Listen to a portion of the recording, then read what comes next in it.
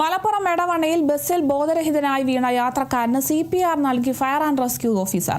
രാമൻകുഞ്ഞ് സ്വദേശിയായ സോമനാണ് ബസ്സിനുള്ളിൽ ബോധരഹിതനായി വീണത്.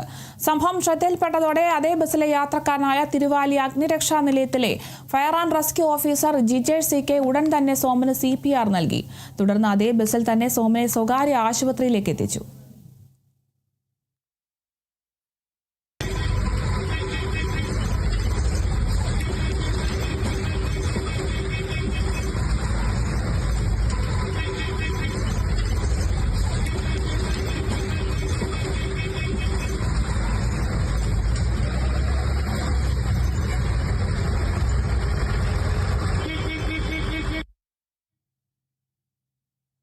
മലപ്പുറം വളാഞ്ചേരിയിൽ നിന്നും കാണാതായ 96-കാരനെ കണ്ടെത്തി.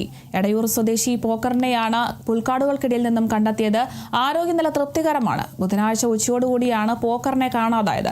പോലീസും നാട്ടുകാരും ചേർന്ന് തിരഞ്ഞെത്തിയപ്പോൾ എന്തിനാ തന്നെ തിരഞ്ഞു വന്നതെന്നും താൻ അങ്ങോട്ട് വരുമായിരുന്നല്ലോ എന്നുമായിരുന്നു പോക്കറിന്റെ പ്രതികരണം. താൻ ചെറുപ്പകാലത്തൊക്കെ പശുവിനെ മേയിച്ച് നടന്നിരുന്ന സ്ഥലങ്ങൾ കാണാൻ പോയതെന്നായിരുന്നു പോക്കർ പറഞ്ഞത്.